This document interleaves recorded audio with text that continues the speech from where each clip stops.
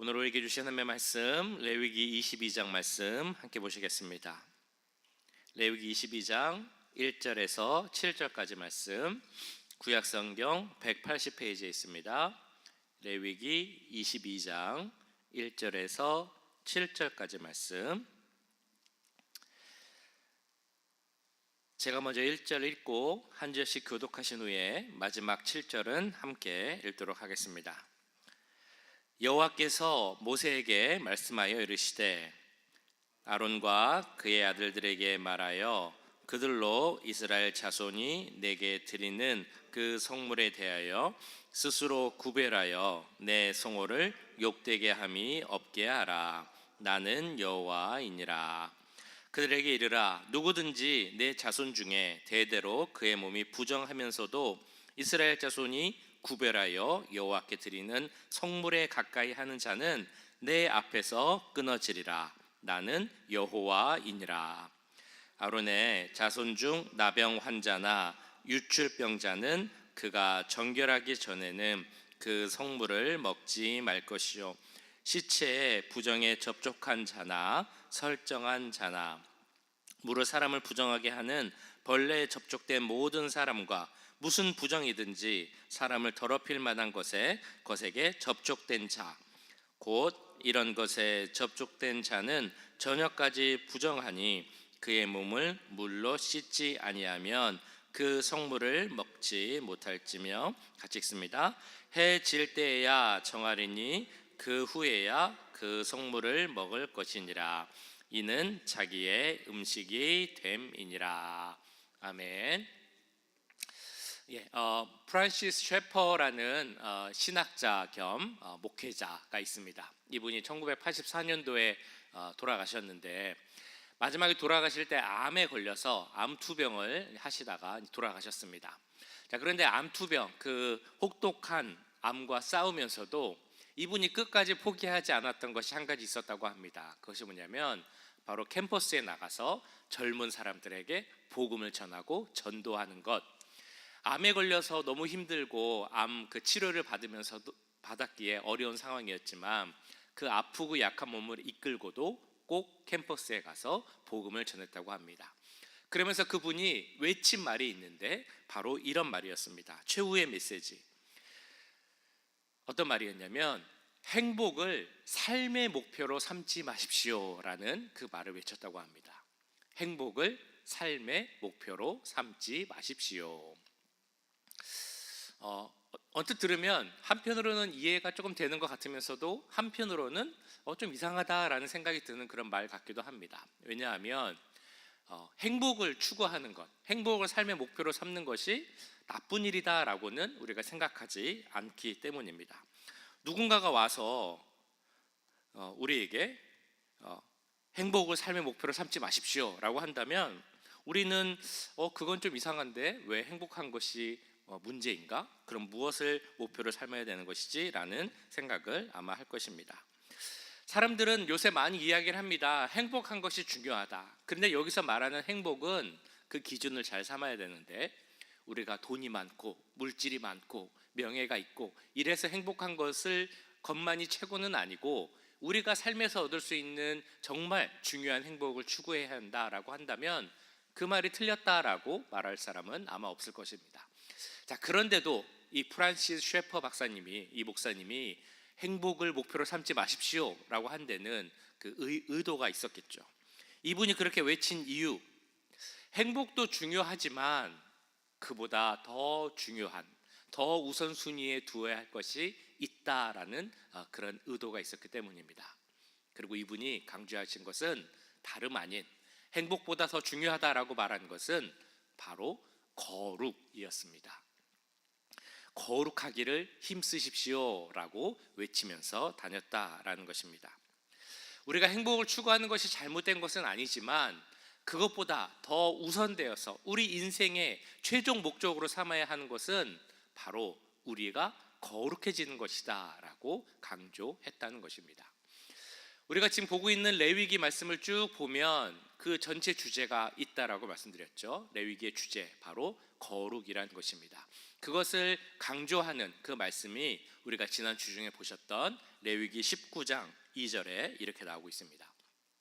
우리 같이 한번 읽어보실까요? 레위기 19장 2절. 네, 다음에 나오는데요. 레위기 19장 2절. 자, 읽어보겠습니다. 시작. 너는 이스라엘 자손의 온 회중에게 말하여 이르라. 너희는 거룩하라. 이는 나 여호와 너희 하나님이 거룩함이니라. 하나님은 이스라엘 백성들에게 강조하며 명령하십니다. 너희는 거룩해야 된다. 그 이유가 무엇입니까?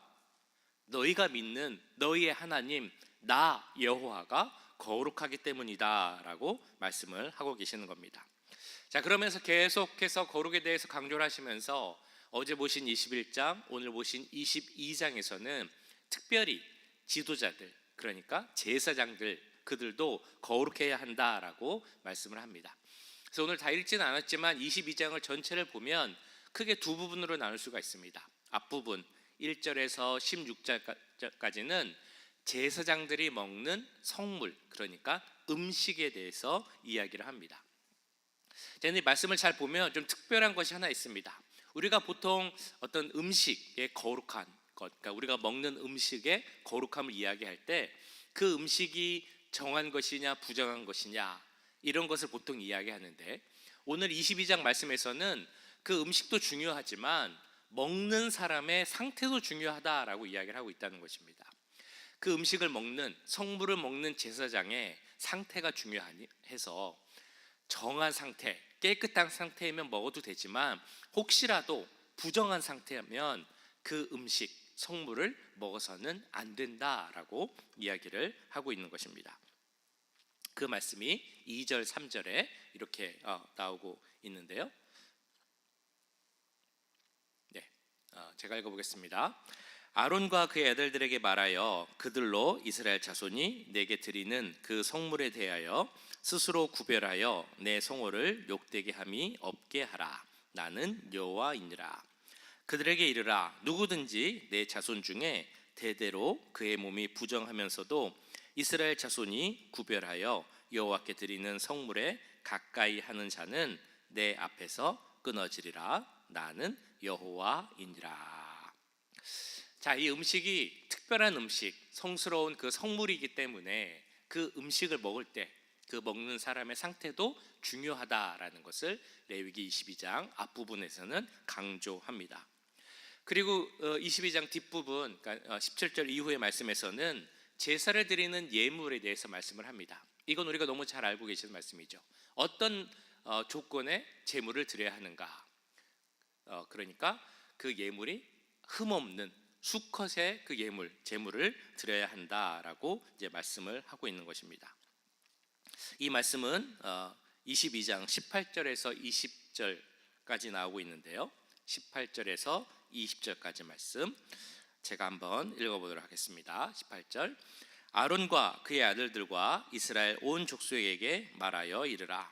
이스라엘 자손이나 그 중에 거류하는 자가 서원 제물이나 자원 제물로 번제와 더불어 여호와께 예물을 드리려거든 기쁘게 받으심이 되도록 소나 양이나 염소의 흠 없는 수컷으로 드릴지니 흠 있는 것은 무엇이나 너희가 드리지 말 것은 그것이 기쁘게 받으심이 되지 못할 것임이니라. 자, 이렇게 제사를 드릴 때 그 제물은 흠이 없는 제물이어야 된다라고 말씀을 합니다. 제사장이 이렇게 해야 하는 이유, 그러니까 앞부분에서는 성결한 상태에서 그 음식을 먹어야 하고 뒷부분에서는 그러니까 제사를 드릴 때 그 흠없는 제물을 드려야 하는 이유, 그 이유에 대해서 22장을 전체적으로 관통하면서 나타내는 이유가 있습니다. 앞에도 나오고 뒤에도 나오는데 그 이유는 무엇이냐? 바로 우리 여호와의 성호를 욕되지 않게 하기 위해서라고 말합니다. 뒷부분 읽진 않았지만 32절 33절을 보면 같은 말씀인데 이렇게 표현을 하죠. 여호와의 성호를 속되게 하지 않기 위하여서. 제가 읽어보겠습니다. 32절. 너희는 내 성호를 속되게 하지 말라. 나는 이스라엘 자손 중에서 거룩하게 함을 받을 것이니라. 나는 너희를 거룩하게 하는 여호와여, 너희의 하나님이 되려고 너희를 애굽 땅에서 인도하여 낸 자니 나는 여호와이니라. 자, 이 말씀을 보면 읽다 보면 이제 두 가지 질문이 생깁니다. 무슨 질문이냐면, 첫 번째는 그렇다면 여기서 여호와의 성호를 속되게 하지 말라, 욕되게 하지 말라라고 했는데 여호와의 성호라는 것이 무엇일까라는 질문입니다. 여호와의 성호가 무엇일까요? 성호라는 단어, 요새는 뭐 잘 사용하지 않는 단어 같기도 합니다만 뜻은 그 말 그대로입니다. 바로 거룩한 이름이라는 것이죠. 여호와의 성호, 여호와의 거룩하신 이름, 여호와의 성호를 욕되게 하지 말라라는 말씀은 여호와의 그 거룩하신 이름을 욕되게 하지도 말고 속되게 하지도 말라, 비천하게 만들지 말라라는 그런 이름입니다. 하나님께서 제사장들에게, 그리고 제사장들 우리들에게 너희는 하나님의 그 거룩하신 이름을 속되게 하지 말라라고 명령하고 계신 것입니다. 자, 그러면 이제 두 번째 질문이 또 생기게 됩니다. 그렇다면 여호와의 거룩하신 이름, 그 성호를 어떻게 하는 것이 욕되게 하는 것인가라는 생각입니다. 질문이죠. 바꿔 말하면 반대로, 그러면 우리가 어떻게 해야 여호와 하나님의 거룩하신 이름을 더 거룩하게, 영광스럽게 할 수 있을까라는 질문을 해보게 됩니다. 이스라엘 백성들은 하나님 이름 자체를 아주 귀하게, 거룩하게 여겼습니다. 왜냐하면 그 하나님의 이름에도 하나님이 계시다라고 생각을 했기 때문입니다. 그래서 속설에 의하면 이스라엘 그 유대인들은 뭔가가 그 인쇄된 종이가 땅에 떨어져 있으면 그것을 밟지 않았다고 합니다. 왜 밟지 않으려고 했을까요? 왜냐하면 거기에 무엇이 써 있는지는 모르지만 혹시라도 거기에 하나님 이름이 써 있으면 내가 모르고 그걸 밟았겠지만 그렇다 할지라도 내가 하나님의 이름을 밟아서 그 하나님의 이름을 더럽히거나 혹시 나쁘게 만든 것이 아닌가라는 생각에 있어서 혹시 모르기 때문에 종이가 떨어져 있으면 그 종이를 밟지 않았다라고 합니다. 그리고 또 이런 이야기도 있죠. 그 하나님의 말씀을 옮겨 적는 것, 옛날에는 책이 많지 않고 또 펜도 없었기 때문에 하나님의 말씀을 옮겨 적는 사람들이 있었습니다. 필사라고 하죠. 그걸 하는 사람들을 서기관이라고 하는데요. 성경을 옮겨 적다 보면 당연히 하나님이라는 이름이 나오게 됩니다. 그런데 성경을 필사할 때 이 서기관들이 성경을 옮겨 적다가 하나님이라는 이름이 나오면 하는 행동이 두 가지가 있었다고 합니다. 하나는 그 즉시 쓰던 붓을 내려놓고 가서 목욕을 해야 합니다. 몸을 깨끗하게 하기 위한 그런 방법이겠죠. 그리고 그동안 쓰던 붓을 내려놓고 하나님이라는 이름이 나오면 새로운 붓으로 그 이름을 써야 했다고 합니다. 그러니까 모세오경을 옮겨 적는 그 과정에도 그 이 모세오경을 다 옮겨 적기 위해서 그 서기관은 수천 번에 달하는 목욕을 해야 됐고 또는 수천 자루에 달하는 붓이 필요했다라는 것입니다. 그리고 잘 아시는 내용, 그들은 하나님의 이름을 부를 수 없다라고 생각했죠. 그 거룩하신 이름을 감히 어떻게 내 입에 올릴 수 있을까? 하나님의 이름을 그 히브리어로 따져보면 우리가 보통 말하는 여호와라는 이름이 되는데요, 그 이름을 부를 수 없기 때문에 이스라엘 백성들이 사용했던 이름은 아도나이라는 이름이었습니다. 나의 주라는 뜻을 갖고 있는 그 아도나이라는 이름으로 하나님을 대신해서 불렀습니다. 자, 그런데 이 이야기를 듣다 보면 우리 마음속에 또 이런 생각이 듭니다. 참 어떻게 보면 의미 있는 일이긴 한데 그렇게 하면 여호와의 성호, 그 거룩하신 이름을 높이는 것인가? 그렇게만 하면 하나님의 이름을 더 거룩하게 하는 것일까라는 생각이 듭니다. 그렇게만 하면 될까요? 하나님의 이름이 나오면 우리가 목욕을 하고 옷을 빨고 또 붓을 바꾸고 이렇게 하면은 그 하나님의 이름을 다 높일 수 있겠습니까? 우리가 다 알고 있는 것처럼 그렇게만 해서는 안 된다라는 것을 우리는 알고 있습니다. 하나님의 이름을 높이는 방법, 가장 중요한 것은 하나님께서 우리에게 명하신 그 예배를 정말 참되게 진실한 마음으로 드리는 것, 이것이 첫 번째이고, 동시에 우리의 거룩한 삶을 통해서 하나님의 거룩하심을 나타내는 것, 그 이름을 높이는 것이 바로 하나님을 이름을 높이고 그 성호를 욕되지 않게 하는 것임을 믿습니다. 아까 말씀드렸던 것처럼 22장은 두 부분으로 나눠져 있다라고 말씀드렸죠. 뒷부분에서 먼저 강조하는 것이 재물이라고 말씀을 드렸습니다. 흠없는 재물을 드려야 한다라는 것은 그만큼 단순히 재물에 그치는 것이 아니라 그 흠없는 재물을 가지고 가서 제대로 된 참된 제사를 드려야 한다라는 의미입니다. 우리로 적용해 보면 참되고 진실된 예배를 드려야 한다라는 그런 의미라는 것입니다. 제사를 잘 드리는 것, 예배를 잘 드리는 것, 이것이 바로 높고 거룩하신 하나님의 이름, 그 송호를 높이는 그 첫 번째 출발점임을 우리는 잊지 말아야 할 것입니다. 그리고 22장 앞부분에서는 또 무엇에 대해서 말씀을 하고 있습니까? 제사장이 먹는 성물, 음식에 대해서 말씀을 합니다. 한편으로 이런 생각도 들죠. 하나님은 참 제사장이 먹는 음식에 대해서도, 그 음식을 먹는 제사장의 상태에 대해서도 이야기를 하시는구나. 참 많은 것을 간섭하시고 이야기하고 싶어 하신다라는 생각이 들기도 합니다. 하나님이 그런데 이렇게 음식에 대해서까지 말씀하시는 이유가 있습니다. 그건 단순히 음식 그리고 그것을 먹는 사람의 상태뿐만이 아니라 그 음식을 먹는 것처럼 우리의 모든 생활들, 일상생활들, 이런 것도 중요하다. 하나님의 이름을 욕되지 않게 하기 위해서는 우리의 모든 삶의 모습, 매일매일 일어나는 우리의 삶의 모습이 하나님 앞에서 거룩해야만, 그래야만 하나님의 성호를 욕되지 않게 할 수 있다라는 것을 말씀해 주시기 위함입니다. 첫 번째, 우리에게 필요한 것은 예배를 잘 드리는 것입니다.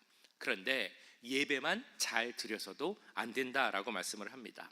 삶에서도 우리의 거룩함을 나타내야만 하나님의 거룩하신 이름을 높일 수 있다라는 것입니다.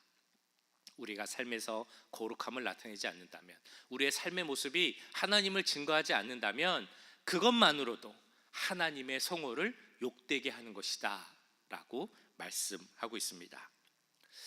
그러면 어떻게 해야 우리가 거룩해질 수 있겠습니까? 어떻게 해야 하나님의 그 높으신 이름, 거룩하신 이름을 계속해서 영광스럽게 할 수 있겠습니까? 사실 그 답은 아까 보신 2절, 3절 말씀에도 다 나와 있습니다. 하나님은 제사장들에게 말씀하셨죠. 너희가 부정한 상태면, 부정한 것에 접촉했으면 하나님의 성물을 먹지 말라라고 말씀합니다. 그러니까 우리도 우리의 상태를, 부정하지 않은 상태를 유지하기를 힘써야 한다는 것입니다. 부정한 것에 접촉하지 않기를 힘써야 한다는 것입니다. 대신해서 거룩한 것에 접촉하고 거룩한 하루하루를 살아가기를 힘써야 하는 것이 바로 우리의 모습이라는 것입니다. 어떻게 하는 것이 거룩한 것에 접촉할 수 있는 그런 방법이겠습니까? 말씀 가운데, 기도 가운데, 우리 가운데 계신 성령의 안에서, 성령의 능력 가운데 살아가기를 힘쓰는 것, 이것이 바로 거룩한 삶을 위해 필요한 것임을 믿습니다. 또 우리 가운데 이미 주신 하나님의 이름, 그 아들이신 예수 그리스도의 이름, 그 능력이 우리 가운데 있습니다. 그 예수 그리스도의 이름을 붙잡고 그 능력 가운데 살아가기를 힘쓰는 것이 바로 우리가 거룩해질 수 있는 그런 귀한 방법임을 믿습니다. 이 말씀을 보면서 묵상하면서 우리가 지난 주 중에 말씀 묵상반에서 나눴던 성경 말씀, 사도행전 말씀이 기억이 났습니다. 사도행전 3장 6절 같이 한번 읽어보실까요? 사도행전 3장 6절. 자, 시작. 베드로가 이르되 은과 금은 내게 없거니와 내게 있는 이것을 내게 주노니 나사렛 예수 그리스도의 이름으로 일어나 걸으라. 아멘. 이 말씀은 성전 미문에 앉아 있었던, 날 때부터 걷지 못하던 사람을 일으켜 주면서 베드로가 그 사람에게 준 말씀입니다. 이 사람은 이 베드로와 요한에게서 어떤 재물을 얻을 수 있을까, 돈을 받을 수 있을까 구걸하려고 쳐다봤지만 베드로가 그 사람을 보면서 이렇게 이야기하는 것이죠. 나에게 은과 금은 없지만, 세상적 기준에서 줄 수 있는 것은 없지만 내게 있는 것, 예수 그리스도, 나사렛 예수 그리스도의 이름으로 너에게 주노니 일어나 걸으라 라고 했을 때 그 걷지 못하던 자가 일어나는 큰 기적이 일어났던 것입니다. 예수님의 이름은 이처럼 능력이 있습니다. 예수님의 이름은 우리가 예수님의 그 이름으로, 그 능력으로 살 수 있는 힘이 있습니다. 우리가 거룩하게 살 수 있는 방법, 그리고 하나님의 높으신 이름, 그 성호를 더욱 거룩하게 만들 수 있는 방법, 다름 아닌 내 안에 있는 우리에게 주신 예수 그리스도의 이름을 붙잡고 사는 것임을 믿습니다. 그 이름을 소유한 자이기에 성령의 능력 가운데 그 이름을 더욱 붙잡고, 또한 그러한 거룩한 삶을 삶으로 우리 하나님의 거룩하신 이름, 성호를 더욱 높이고 영광스럽게 하기를 힘쓰는 우리 모두가 될 수 있기를 간절히 축원합니다. 우리 말씀 기억하면서